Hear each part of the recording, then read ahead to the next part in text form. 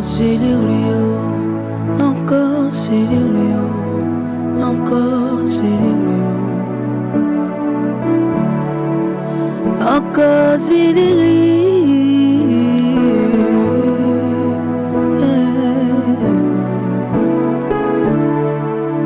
Semblable à ma vie qui était sèche, aujourd'hui a fleuri dans sa présence. Semblable à ma vie qui a connu beaucoup de combats, aujourd'hui a fleuri dans sa présence. Semblable à ma vie qui était sèche, aujourd'hui a fleuri dans sa présence. Semblable à ma vie qui a connu beaucoup de combats, aujourd'hui a fleuri dans sa présence. Encore n'a malé, encore n'a malé, encore Célio. Encore n'a malé, encore n'a malé, encore Célio.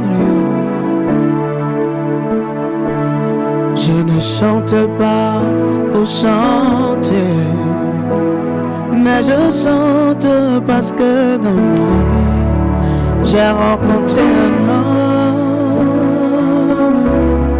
qui a changé ma vie. Humilié, il m'a relevé, attristé, il m'a consolé. Condamné, il m'a délivré.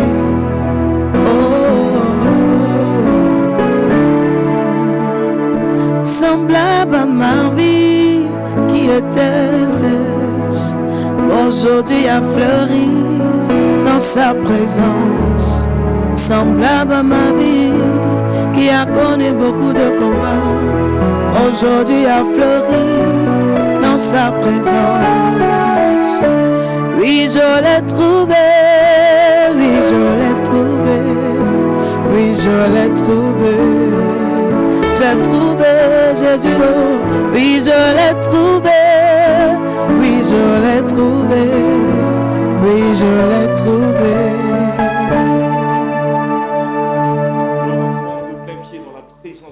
À travers cette adoration, et nous voulons juste ouvrir ce temps d'antenne de Wake Up spécialement de ce vendredi grâce à notre artiste Merveille Colombe.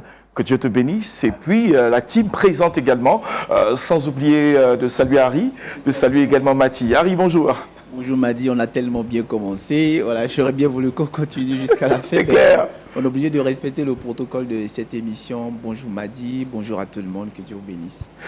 Et comment tu vas, toi, Mathie? Bonjour Madi, moi je vais très bien. Je te vois un vendredi à la place de Nami. Oui, à qui nous voulons faire un petit coucou, contre établissement. Et puis nous avons aujourd'hui à l'affiche, de façon spéciale, Merveille Colombe, artiste musicienne ivoirienne, que nous avons beaucoup de plaisir à retrouver sur notre plateau. Bonjour. Bonjour. J'espère que tu vas bien. Je suis honorée. Je vais super bien par la grâce de Dieu.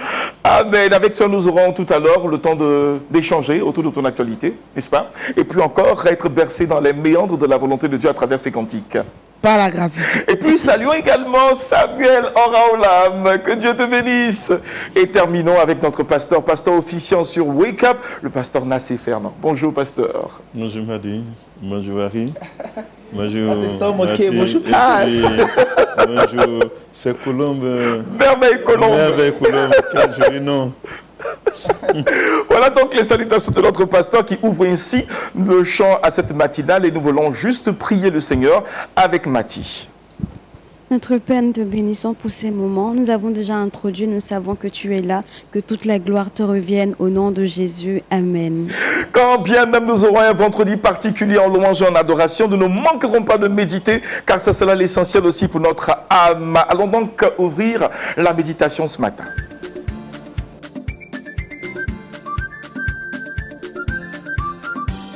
Le thème d'aujourd'hui, ça sera que ces œuvres mortes ne soient pas nommées parmi vous avec le pasteur Nassé Fernand. Oui. Merci beaucoup, Madi. Nous sommes toujours dans la dynamique d'encourager les uns les autres à se tenir debout quand le Seigneur reviendra. Et donc, il y a des œuvres de la chair qui risquent de nous ravir le salut céleste, la vie éternelle. C'est pour cela que le Seigneur le dit à travers l'apôtre Paul que ces œuvres ne soient pas nommées au milieu de nous. Alors, ces œuvres dont nous voulons donner quelques éléments sont listées dans Éphésiens 4, verset 31. Verset 31. Il est dit ici, n'attristez pas le Saint-Esprit de Dieu par lequel vous avez été scellés pour le jour de la rédemption. C'est-à-dire, il dit, nous avons été scellés pour le jour de la rédemption. Nous avons la rédemption, c'est un fait, c'est-à-dire que nous sommes sauvés, mais la Bible présente un autre jour de rédemption, c'est-à-dire le jour du salut final. Un moment où, pour toujours et définitivement, le Seigneur va ravir son Église de la terre pour entrer dans le ciel de gloire. C'est cela que la Bible appelle le jour de la rédemption, le jour du salut final. Je crois que déjà nous soyons sauvés. Donc, mais pour ce jour de la rédemption, il y a des éléments qui peuvent nous priver d'entrer dans cette rédemption finale. C'est pourquoi il est dit, n'attristez pas le Saint-Esprit, parce que ces œuvres attristent le Saint-Esprit. Ce sont les manifestations de l'homme extérieur, de la chair, et l'homme irrégénéré, ou bien de l'homme qui est sous le pouvoir de la chair. Et nous avons ici ces éléments qui attristent le Saint-Esprit. Nous avons premièrement l'amertume. L'amertume, c'est un paradoxe, quelquefois, pour que l'amertume, c'est le fait d'être amer, de ne pas être joyeux, de ne pas manifester de la joie, à être triste. Et ça, quelquefois, c'est parce qu'on a été heurté, on passe par un moment de conflit, de difficultés, on a été humilié, on a été blessé, on a été brisé. Quelque chose de contraire s'est manifesté envers nous. Et donc, naturellement, on est amer. Mais le Seigneur dit ici que ce sentiment-là, il attriste le Saint-Esprit. Quand même, on a mal fait contre toi. Quand même, on a mal agi, on t'a humilié, on t'a blessé, on t'a frustré, on t'a froissé. Le Seigneur dit que l'amertume ne demeure pas dans ton cœur. C'est vrai, on dira que c'est normal, mais ce n'est pas normal au regard du Saint-Esprit, parce que ça attriste le Saint-Esprit. Donc, bien-aimé, que ton visage soit triste au regard des chrétiens, tu n'arrives pas à rire, à t'épanouir, à te réjouir devant les frères et les sœurs. Le Seigneur dit que c'est un péché et ça attriste le Saint-Esprit. Il est dit, le deuxième élément, c'est l'animosité. L'animosité doit disparaître du milieu des croyants. L'animosité, ce sont les paroles dures, les paroles violentes. Il y en a qui sont spécialisés à dire des paroles dures. Je vais te dire un mot. Et quand il te dit un mot, ça te pique tellement, tu as envie de rentrer sous la terre. Tellement sa voix pique. La Bible parle de ceux qui ont sous la langue des venins d'aspic, Romains 3. C'est-à-dire que ce qui sort de leur langue-là, c'est comme un venin qui te pique et ruine à l'intérieur, te détruit, te brise. Donc c'est cela l'animosité. Le fait de parler violemment, dire des choses qui ne conviennent pas au milieu des chrétiens. La Bible dit que l'animosité ne soit pas nommée au milieu de vous. Chers frères, quand nous devons nous parler, la Bible dit qu'il ne sorte de votre bouche aucune parole mauvaise. Mais s'il y a lieu, quelques bonnes paroles qui doivent sortir de votre bouche. Que votre parole ne ruine pas, mais plutôt qu'elle construise, qu'elle édifie, qu'elle fortifie. Il a dit la colère. Le Seigneur dit que dans l'Éphésiens, il a dit, si vous mettez en colère, ne péchez point et que le soleil ne se couche point sur votre colère. En effet, la colère ici n'est pas présentée comme un péché parce que le Seigneur lui-même se met en colère. Donc c'est un sentiment qui peut advenir quand on a mal agi contre nous. Mais la Bible dit quand même, on a mal agi contre toi, que le soleil ne se couche pas sur ta colère. C'est-à-dire qu'il faut dominer la chair. Il faut assujettir la chair et ne pas permettre à la chair d'exprimer un sentiment violent, la colère. La colère de l'homme n'accomplit pas le plan de Dieu. Et si tu agis dans la colère tout ce que tu auras posé comme acte dans la colère sera retenu contre toi. C'est-à-dire ce serait un péché que tu commettras. C'est pourquoi il est dit, si vous mettez en colère, ne péchez point, que le soleil ne se couche point sur votre colère et ne donnez pas accès au diable. Ça veut dire la colère donne accès au diable. Il y en a qui sont fâchés aujourd'hui, demain ils sont toujours fâchés, après-demain ils sont toujours fâchés, et des semaines passent, mais la colère dans leur cœur. La Bible dit que ça donne accès au diable. Tu ouvres une porte à l'ennemi, à ta vie, qui peut en profiter pour détruire. Une maman que j'aimais beaucoup, qui était vraiment engagée dans l'église, qui servait le Seigneur, elle était une référence, mais à un moment donné, elle était en colère avec son mari. Et puis une fois, elle est tombée malade. On a prié, et elle n'a pas été guérie. Elle est morte. Mais avant de mourir, ce sont ces deux nièces qui sont à la maison qui ont confessé, maman, on nous a envoyé ici pour tuer maman. Mais on n'arrivait pas à faire depuis 2 ans. C'est quand elle était fâchée contre papa, et la colère est restée longtemps, c'est là qu'on a eu accès à sa vie. Donc la colère donne accès au diable. Il est dit ici que la colère ne soit pas nommée au milieu de vous. Et l'un des éléments par lesquels je vais terminer ici, c'est non seulement la colère, mais il est dit que les calomnies. La calomnie, c'est dit de répandre des faussetés sur quelqu'un. Calomnier, c'est ça. Répandre des faussetés sur quelqu'un. C'est-à-dire tu n'as pas entendu la bonne nouvelle, le bon message, et puis tu diffuses ce dont tu n'es pas sûr que c'est vrai sur quelqu'un. Et quelquefois, c'est fait à dessein pour ruiner la réputation, pour détruire l'image des gens. C'est ça la calomnie. Et la Bible, le terme utilisé en grec, c'est diabolé. Ça veut dire que dans calomnie, on sent le mot diable. Voilà, c'est un travail du diable. Et pour cela, la Bible dit que la calomnie disparaisse du milieu de vous, que l'on ne se calomnie pas. Donc, il ne faut pas répandre. Si tu n'as pas la bonne information, ne répands pas sur ton frère, ta soeur, des choses qui ne sont pas vraies. Et dans ce texte, il est dit tout esprit de méchanceté, et je ne veux pas continuer. La liste est longue, mais je veux dire, il y a des œuvres de la chair qui sont là, qui se manifestent à travers nous. Quand nous ne veillons pas, ça peut prendre place et nous ravir la présence du Saint-Esprit. Il est dit ici, n'attristez pas le Saint-Esprit. Ça veut dire tous ces éléments que nous avons cités, non seulement l'amertume, la colère, l'animosité, la calomnie, attristent le Saint-Esprit. S'il est attristé, il ne se manifeste plus comme il faut. S'il est attristé et qu'il n'agit pas, la porte de ta vie est ouverte à l'ennemi qui peut avoir accès et ruiner ta foi et peut-être te tenir esclave, te mener loin du Seigneur et tu vas rater le ciel de gloire. C'est pourquoi ce matin, nous t'encourageons à éloigner toutes ces choses de ta vie et qu'au milieu de l'Église, ces choses ne soient pas nommées. Que Dieu vous bénisse. Amen. C'est clair, c'est précis et c'est issu de notre pasteur Nassé Fernand. Nous allons laisser un seul commentaire pour aujourd'hui. Toutefois, il est prié que vous puissiez laisser le vôtre sur notre plateforme Lumière du Monde Télévision sur Facebook. Le commentaire que nous allons avoir ici en plateau, ça sera celui de Merveille Colombe.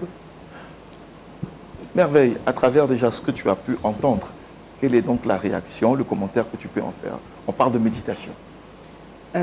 Moi, j'ai compris plusieurs choses. Par contre, c'est moi mon témoignage que je vais donner.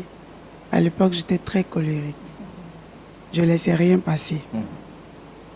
C'est-à-dire, même si c'était une salutation, je pouvais prendre ça comme une guerre. Ah ouais. C'était tellement poussé. Au début, je croyais que je gouvernais. Pourtant, j'étais possédée. Parce qu'à un moment, ça m'a éloigné de la présence de Dieu. À l'école, tout le monde avait peur de moi. J'étais devenu chef de gang. Et ça, c'est que quand tu fais la rencontre vraiment avec le Seigneur, il te change. Mais ça n'a pas été facile. Hein. À un moment, c'était compliqué. Elle disait, tu as quel problème, il ne te reconnaît pas. Jusqu'à ils m'ont mis dans le karaté. Croyant que j'allais me maîtriser, au contraire. Ça a augmenté mes grades. Et là, j'ai compris que c'était un truc qui venait vraiment du diable et qui ne venait pas de Dieu. Avec beaucoup d'améliorations, les conseils de mes mentors, j'arrive à être au-dessus. Et aujourd'hui, entendre encore, ça me rassure et ça me dit que je suis vraiment sur le droit chemin. C'est sûr que quelqu'un peut passer aussi par une situation qui n'est pas nommée et qui est surtout à proscrire de notre comportement. C'est pourquoi nous allons prier avec notre pasteur. Oui, nous allons prier pour toi. Si tu es concerné par ce qui a été dit, il faut baisser la tête, nous allons prier. Père Saint, nous voulons t'apporter notre bien-aimé, ton serviteur, ta servante, et ce frère-là qui est devant les écrans, qui nous écoute, qui a fait ce moment avec nous et qui sent qu'il a un besoin de délivrance. Et tends ta main par ton esprit pour lui apporter ton secours, ton soutien, afin qu'il soit affranchi, qu'il soit libre de toutes ces œuvres de la chair, pour que, Seigneur, Dieu puisse porter le fruit de l'esprit et glorifier ton Saint-Nom. Sois béni au nom de Jésus. Amen. Amen. Que le nom du Seigneur soit glorifié. Nous aimons bien le témoignage de merveille tout à l'heure qui a été rendu, mais ça nous donne en même temps l'occasion de poursuivre cette matinale avec beaucoup plus de joie, beaucoup plus de gaieté. Et puis nous partons maintenant au cinéma. On va meubler notre actualité aujourd'hui avec le cinéma, avec Culture Actu.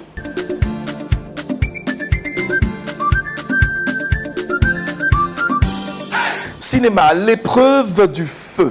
À l'épreuve de feu, n'est-ce pas? Épreuve de feu. À l'épreuve du feu, exactement. Nous sommes aujourd'hui vendredi et d'ordinaire. Les vendredis, on parle généralement cinéma. Et donc aujourd'hui, ce sera encore la même chose. Et le film dont il est question, c'est À l'épreuve du feu, qui est un film documentaire réalisé par Étienne Magnine et qui explore l'histoire de l'Église à travers l'archéologie, les prophéties du livre de l'Apocalypse. Il faut dire que ce film constitue le premier volet de la trilogie Les 7 églises de l'Apocalypse et retrace l'émergence du christianisme et de la foi à travers les textes, bien sûr, de l'Apocalypse. Mais ce film revient également sur un événement assez crucial de l'avènement de l'Église, la persécution orchestrée en ce moment par l'Empire romain.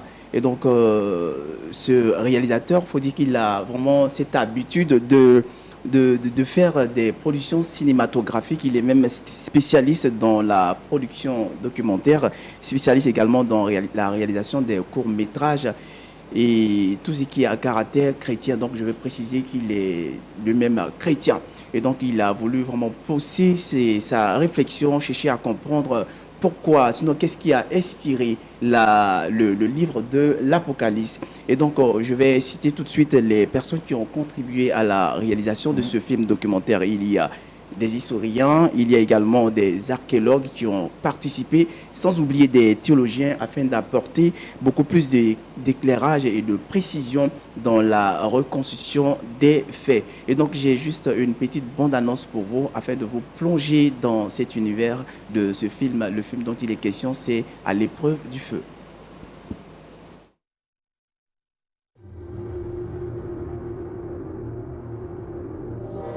Depuis le 1er siècle, un livre de la Bible a impacté durablement l'histoire.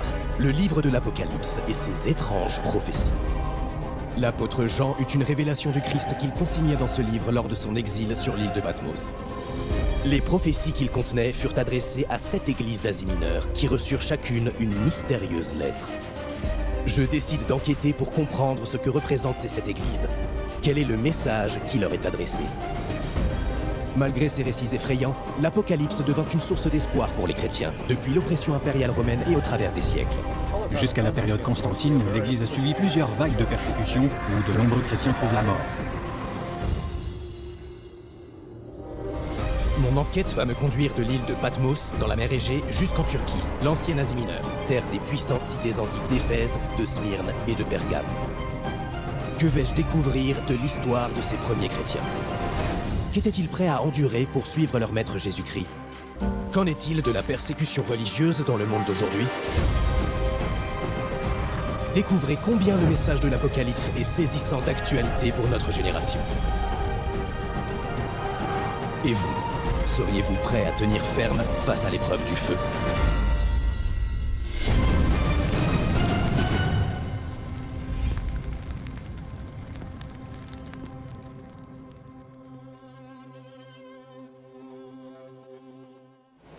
Et l'une des choses que je retiens également avec le livre de l'Apocalypse, c'est que très souvent, quand nous faisons nos méditations, on a du mal à arriver dans cette partie à cause de sa partie un peu mystère, son volet un peu mystérieux. Et donc, je pense avec ce film, Il nous permettra de mieux cerner les profondeurs du livre de l'Apocalypse. Voilà. Et puis moi, je retiens aussi l'aspect historique de ce film, parce que quand même parcourir les églises d'Asie mineure, Patmos, ce sont aussi des faits historiques qu'on a besoin de découvrir comme ça. Et moi, ça m'attire bien. On s'est dit qu'on ne doit pas seulement rester dans les écrits, mais bien sûr, vraiment sur le terrain. Et de façon authentique, voir ces choses, observer, c'est quand même un petit côté assez intéressant. Mathie Donc je n'exclus pas la vérité biblique, la vérité qui vient de Dieu, qui est contenue dans le livre de l'Apocalypse, mais aussi la partie historique qui nous permet aussi de voyager. Bien sûr. Voilà, c'est vrai qu'on voyage déjà au travers des Écritures, mais aller encore sur place et découvrir que tout ce que la Bible dit est vrai, c'est authentique en réalité. Réunissez donc en famille et puis échangez autour de ce film. Ça pourra quand même éclairer la lanterne de beaucoup d'entre nous. N'est-ce pas, pasteur? Oui, c'est tout à fait, parce que, comme il a dit, c'est un livre qu'on ne lit pas souvent, pourtant il regorge de beaucoup d'enseignements. Son titre, c'est Révélation. Il y a des choses que Dieu a révélées à l'Église et normalement, en le lisant, ça devrait permettre à l'Église dans le présent de se mettre en règle avec Dieu pour ne pas échapper, pour échapper plutôt à la perdition et pour un jour avoir l'occasion d'être avec le Seigneur. Amen. Amen. Merveille, tu es cinéma souvent? Oui, et je crois que ce film peut m'intéresser. Parce que moi, une fois qu'il y a des aides de grandeur qui veulent me prendre, je m'allie un peu Apocalypse et puis je reviens sur terre. Une fois qu'elle quitte là-bas, directement je suis sur le bon chemin. Merci beaucoup Harry, en tout cas pour ce film dont nous rappelons le titre, c'est À l'épreuve du feu, et un film documentaire, un film aussi historique, un film qui regorge de beaucoup d'aspects qui pourraient éclairer la lanterne de plus d'un, tous ceux qui sont étudiants de la Bible, qui aiment la parole de Dieu. Que Dieu te bénisse.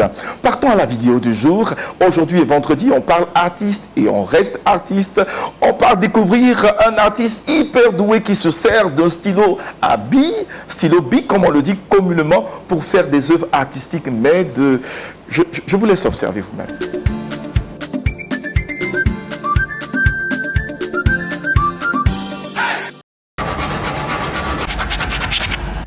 Ce que tu vois là, c'est le travail d'Oscar Ukunu. C'est un artiste nigérian basé à Lagos. Il fait des portraits hyper réalistes. Jusque-là, rien d'extraordinaire, sauf que lui, il dessine exclusivement au stylo bic. Pas de pinceau, pas de crayon, pas de logiciel. Juste un stylo bic classique. Et le résultat, c'est des portraits d'un niveau de détail hallucinant. On voit chaque pore de peau, chaque cheveu, chaque reflet de lumière. Il a développé cette technique à l'école d'archi, où il faisait beaucoup de dessins en crayon, puis à l'encre. En 2014, après avoir testé plein d'autres outils, il est revenu au stylo bic et ça a tout changé. Il passe entre 200 et 400 heures de travail par projet. Avant de dessiner, il prend entre 100 et 200 photos de référence et passe 1 à 2 semaines à choisir les bonnes, puis commence enfin à dessiner. Mais ce qui rend son travail vraiment fort, c'est pas juste la technique. Ses portraits explorent les complexités de l'identité africaine à travers le genre, la religion et les dimensions sociopolitiques. Du coup, chaque œuvre est une sorte de prise de position. On reste chez nous en Afrique et on découvre l'art africain à travers cette technique assez particulière. Mr. Mati. C'est très intéressant. On a essayé aussi, pourquoi pas à l'école primaire comme au collège, etc., au lycée, de faire des grabouilles. Et même à la maison, les enfants qui essayent de faire les grabouilles, on les chasse à tout moment. Mais voilà, quelqu'un, je pense qu'il a commencé comme ça aussi à écrire comme ça, certes sur les feuilles, à dessiner comme ça, jusqu'à ce qu'aujourd'hui il ait cette perfection. Et moi, j'apprécie cet art. C'est différent de tout ce qu'on a vu. Surtout que c'est pas quelque chose de si coûteux qu'on utilise pour pouvoir dessiner juste un stylo à billes et ça suffit. Et c'est très très impressionnant parce que c'est très réaliste et des portraits très intéressants à mettre, pourquoi pas chez soi. La seule question que je me pose avant de laisser le micro à Harry, c'est le nombre de stylos qui peut être acheté pour la réalisation d'un projet. Partenariat avec la marque. C'est pareil, tout comme celui qui utiliserait des crayons également pour pouvoir réaliser ses œuvres. Mais je veux relever un fait, c'est que c'est assez complexe pour avoir moi-même déjà dessiné. Il faut dire que c'est assez complexe de faire des dessins, de réaliser des portraits avec un stylo à billes plutôt qu'avec un crayon. Avec le crayon, l'avantage c'est qu'on a d'habitude, on a la possibilité de pouvoir gommer et puis voilà, reprendre les imperfections. Alors qu'avec le stylo à billes, c'est beaucoup plus de précision. Donc ça développe un certain nombre d'aptitudes. Ça développe également la dextérité. Ça rend encore l'artiste beaucoup plus habile. Et donc je veux saluer vraiment cette ingéniosité. Et l'autre aspect qui a été relevé, c'est l'africanité, l'originalité qu'il essaie de mettre également en avant. C'est vrai qu'on a plusieurs artistes sous nos cieux. On a des Européens, des Asiatiques, mais un Africain qui fait un art purement africain, je pense que c'est quand même quelque chose à saluer. C'est clair. Et puis, parlant d'artistes, nous allons passer le micro à un autre artiste, une autre artiste, c'est Merveille Colombe. Ton regard sur cette vidéo? Moi, je suis émerveillée. C'est très beau. C'est vraiment à encourager. Moi, je me rappelle quand je voulais à un moment de ma vie. Maman m'a regardé, si tu as un peu de temps, il faut retourner à l'école.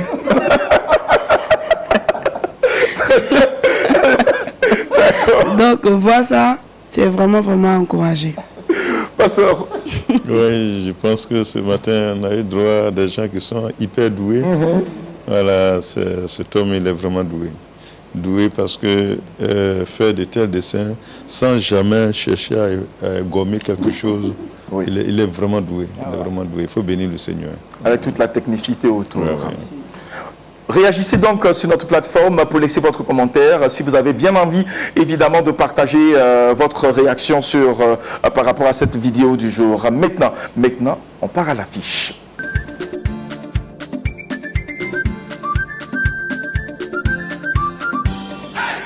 À l'affiche avec l'artiste Merveille Colombe, artiste gospel, artiste chrétienne qui aujourd'hui nous rend visite, n'est-ce pas? Nous allons prendre le temps d'échanger sur son actualité, puis déjà savoir quel est le genre musical qu'elle adopte dans ses différentes sonorités. Alors, moi je fais du Zouglou gospel. Zouglou gospel? Oui. D'accord. Je suis ivoirienne, BD. C'est un art typiquement ivoirien qui est issu donc du terroir ivoirien, Zouglou gospel. Oui, le Zouglou gospel. Bien. Et qui met en lumière généralement les thématiques que vous développez dans votre genre musical. Je fais beaucoup du tradi. Je pense que c'est ça que je développe plus que les autres. Et ça parle de quoi souvent? Quel est le message? Ça parle de la reconnaissance, parce que ma vie est vraiment un témoignage.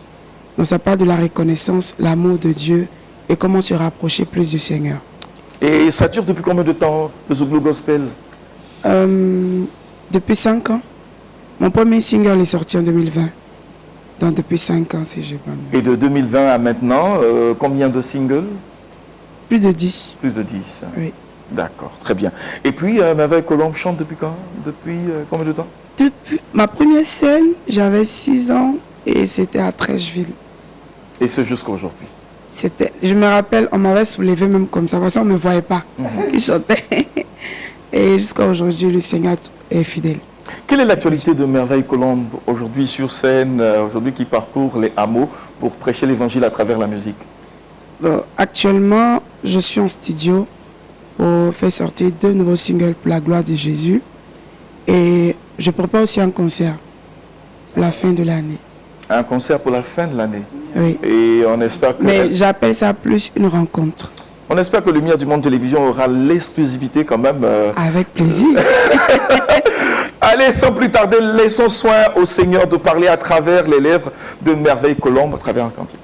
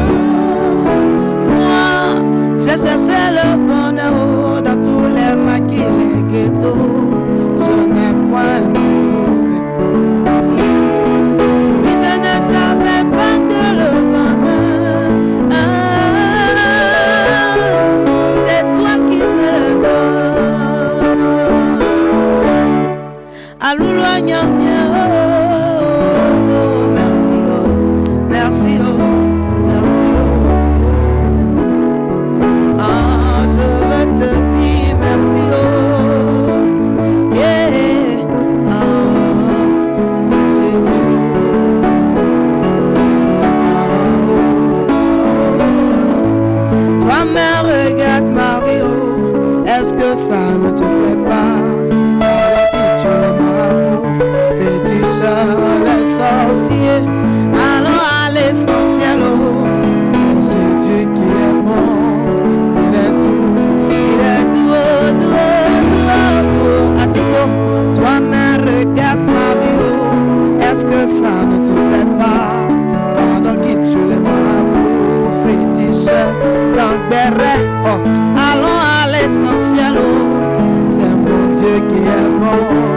Il est doux, il est doux, doux, doux, doux, doux, doux, il est doux, doux, doux.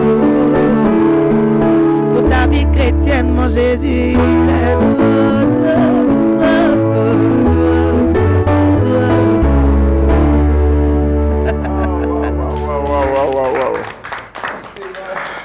Je voyais toute l'équipe technique en train de fredonner ce cantique et la team Wake Up s'est laissée aussi fredonner ce cantique. En fait, ce cantique-là, c'est mon histoire que je racontais. C'est cela. Parce que Cantique avant, témoignage. moi, je suis né dans une famille chrétienne, maman pasteur, mais à un moment, j'ai carrément quitté l'église. Et j'ai commencé à chanter dans les bars, fumer la drogue, la cigarette, l'alcool. Et puis je suis revenu. Donc c'est que mon histoire. Les personnes qui me disent, mais la chanson là, mais je ne pouvais pas comprendre. C'est ma vie que j'ai chanté comme ça. Ouais, super. Et c'est cela aussi ce que traduit le Zouglou, en fait, dans son essence même. Traduit les histoires, les invocations et tout ça. Alors, Harry, quel est ton commentaire? C'est Merveille Colombe.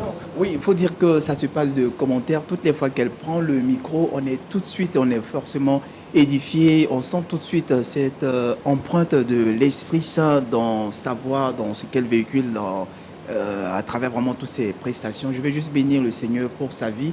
Et il y a cette vraiment singularité toutes les fois qu'elle chante. Et je suis vraiment reconnaissant. Merci beaucoup. Pasteur, Merveille Colombe que vous découvrez ou que vous redécouvrez? Non, que je découvre. Certainement. Voilà, que je découvre. Je lui ai dit tout à l'heure qu'après ici, elle va venir chez nous. Voilà, donc je découvre elle chante très bien, une très belle voix et surtout le message est très poignant. C'est sûr. Je pense que elle ramène l'Église à son fondamental. Vous savez, le Seigneur Jésus-Christ, tout le long de son ministère, il a opéré des miracles et qui servaient de témoignages. C'est les gens entendaient parler et venaient à Jésus-Christ. Oui. Donc, il a laissé cet héritage à l'Église de rendre témoignage des bienfaits de Dieu, des grâces du Seigneur dans notre vie. Et c'est ça qui va toucher les gens pour venir à Christ. Dans ces derniers temps, on a l'impression que l'Église, les frères et les sœurs ne rendent plus témoignage de ce qu'ils ont vécu avec Dieu, de ce que Dieu a fait pour eux, d'où il les a tirés. On ne rend plus témoignage. Donc, quand une sœur rend témoignage, et surtout à travers une très belle chanson, on ne peut que bénir le Seigneur et que le Seigneur. Alléluia. Mais si je ne laisse pas la parole à Mati, je suis foutu. Mati dit quelque chose. Oh, moi, ça va, mais en fait, je suis d'avis avec le pasteur. Et j'aime aussi que son témoignage qu'elle donne, en fait. Quand on a un témoignage à donner à ceux qui nous écoutent, c'est encore meilleur que vraiment souvent avec les mots. C'est clair. Mais quand on a vécu la chose, ça va forcément toucher les gens et un béni le nom du Seigneur parce que son nom est glorifié au travers de sa servante. Voilà. Et nous disons merci encore à Merveille Colombe qui va tout à l'heure encore nous proposer un autre cantique pour terminer cette émission. Mais on va raccompagner Merveille tout à l'heure avec le Trickbox.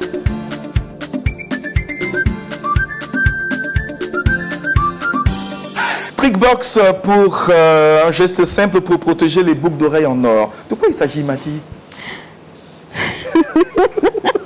Merci Madi. Tout au long de la semaine, je pense que j'ai aidé les hommes ici. Oui. Et ce matin, je vais aider aussi les sisters, donc nos chères écopiennes. Je tiens ma main, je ne sais pas si on peut zoomer ou pas, mais je tiens ma main des boucles. Je pense que les sisters, vous reconnaissez ces genres de boucles dorées qu'on a toutes dans nos boîtes à bijoux. Ça nous permet d'embellir notre visage, d'accessoiriser nos tenues. Et c'est très important pour nous les femmes, en tout cas souvent, d'avoir des boucles. Mais malheureusement, ces genres de boucles dorées ont tendance à se dégrader, à s'écailler. Et une fois acheté, peut-être ça peut faire quelques jours. Et quand c'est mal conservé, mal entretenues, on a ce résultat des boucles qui sont écaillées et finalement, on ne peut plus s'en servir. Et ce matin, je propose une astuce très simple qui va aider, pourquoi pas, Colomb Merveille, voilà, et tous les Wekopiennes qui nous regardent ce matin. Et vous aussi, les hommes, vous pouvez partager l'astuce, pourquoi pas, à vos épouses, frères, à vos sœurs, tout ce que vous connaissez. Voilà. Donc, l'astuce est simple. Il faut naturellement avoir sa boucle d'oreille et puis on va utiliser le vernis à ongles. Nous, les femmes, on aime faire la manicure, les pédicures, etc. Bon, l'élément qui va nous aider, c'est le vernis à ongles transparent, je précise, pas de couleur, mais transparent, qu'on va, c'est-à-dire après l'achat de notre boucle d'oreille, nous allons appliquer ce vernis à ongles transparent sur les facettes de notre boucle d'oreille et ça suffit pour protéger la couche dorée. Donc, ça va limiter l'aspect écaillé qui est sur, dégradé qui est sur nos boucles d'oreille. Et ce matin, comme vous le savez, quand j'explique, j'aime aussi mettre en illustration pour qu'on puisse voir tout simplement comment réaliser l'astuce. Alors, suivons ensemble les sisters. Before you wear that jewelry, if you want it to last longer and stay shiny, apply a thin layer of clear nail polish on your jewelry. It will help prevent fading and discoloration. Let it dry for a few minutes. Your jewelry will stay looking brand new. Simple, affordable and super effective. Alors, quand on revient de la vidéo, vous regardez, vous voyez la boucle dorée que j'ai en main. C'est juste appliquer quelques couches de vernis à ongles. Et puis, je veux donner aussi une astuce bonus. C'est que si avant d'appliquer le vernis à ongles, on peut aussi ajouter de l'huile végétale, de l'huile essentielle ou tremper tout simplement la boucle d'oreille dans de l'huile. Et comme ça, vous savez que l'huile, ça fait briller. Donc, quand vous mettez l'huile et vous appliquez maintenant le vernis à ongles, vous avez 2 couches pour pouvoir protéger vos boucles d'oreille. Et dorénavant, vous n'avez pas à vous inquiéter lorsque vous portez vos boucles d'oreille de pouvoir les cacher. Moi, aujourd'hui, comme ça, je peux les cacher avec mes cheveux. Mais imaginez que vous n'avez pas ce volume de cheveux. Bah, il faut le montrer et c'est désagréable de voir qu'on est bien habillé, mais au niveau des oreilles, bah, on est mal entretenu. Voilà. Et m'a dit, un témoignage. À une certaine époque, je n'avais pas les moyens de m'acheter une montre en or. Donc on achète des montres dorées. Je faisais la même astuce. Je l'appliquais, le vernis à ongles transparent, je l'appliquais sur le bracelet pour ne pas que ça déteigne et que ça perde de son éclat. Et ça restait comme ça tout brillant pendant plusieurs temps en tout cas. Il a vécu, c'est ça? C'est une bonne astuce. Je me rends compte que aussi je peux appliquer avec ma montre dorée. Donc, non, aujourd'hui, Madi a donné l'astuce. C'est une bonne version acte 2 par Madi. On aime bien. Merci beaucoup, Mathie. Et nous allons terminer cette matinale maintenant avec la dernière ligne droite de notre émission. Il s'agit de Le saviez-vous? Et la question qui est posée, c'est où se trouve aujourd'hui l'île de Patmos?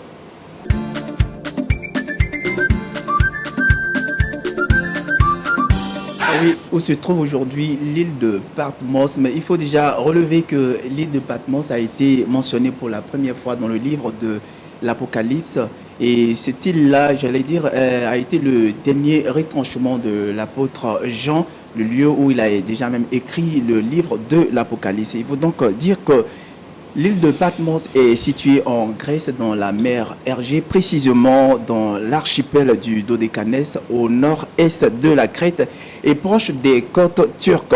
L'île de Patmos, en vrai, est une île rocheuse de 34 km² et mondialement connue comme étant le lieu historique, je l'avais dit tantôt, où l'apôtre Jean a écrit le livre de l'Apocalypse. Mais il faut toutefois relever qu'aujourd'hui, ce lieu n'existe plus comme il a été historiquement mentionné dans la Bible.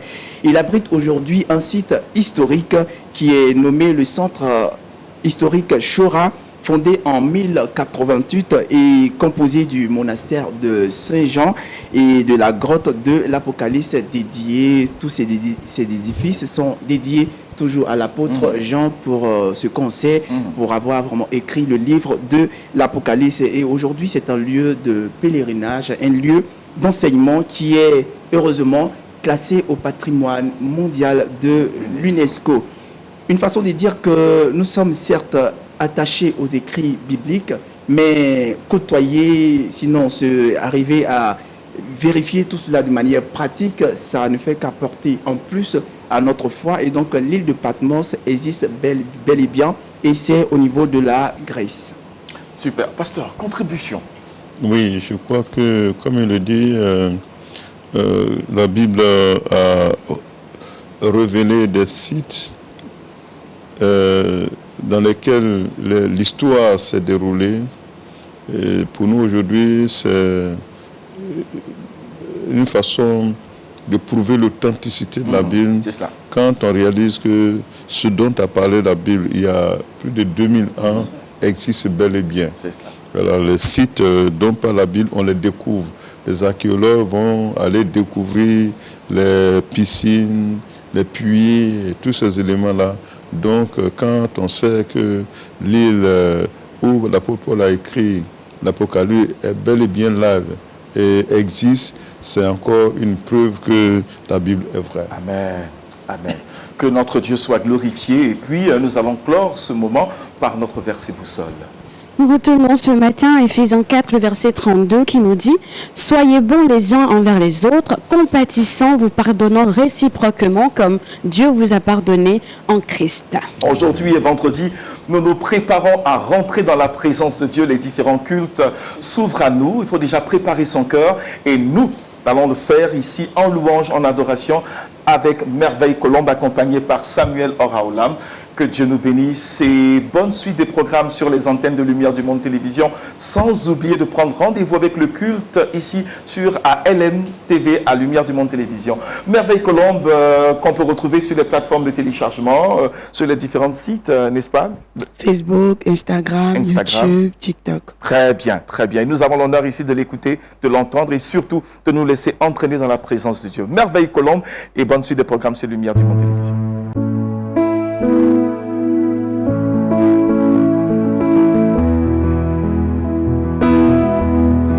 C'était une prophétie dont le temps était fixé. J'ai semé avec l'âme, maintenant je vais récolter. Les prières murmurées dans le noir s'y sont manifestées publiquement. Ni par la force, ni la puissance, pas même mes efforts. C'est la grâce de Dieu, la grâce de Dieu. Moi je n'ai rien demandé, c'est la grâce de Dieu qui m'a localisé. Wow, c'est tombé sur moi, c'est tombé sur moi. Je n'ai rien demandé, la faveur de Dieu m'a localisé. À Tito, c'est tombé sur moi, c'est tombé sur moi. Ah, et la go pana Jésus, mana Isée. MT de la go pana Jésus, mana Isée. Je n'ai rien demandé, oh, je n'ai rien demandé. C'est la grâce de Dieu qui m'a localisé. Wow, c'est tombé sur moi, c'est tombé sur moi. Ah, ça débordait, débordait. La grâce a débordé, ça débordait, débordait. La grâce a débordé dans ma vie, la grâce a débordé. Ah oui, dans mon ministère, la grâce a débordé. Dans ma famille, la grâce a débordé. Dans mon ministère, la grâce a débordé. Dans ma vie de tous les jours, la grâce a débordé. Débordé.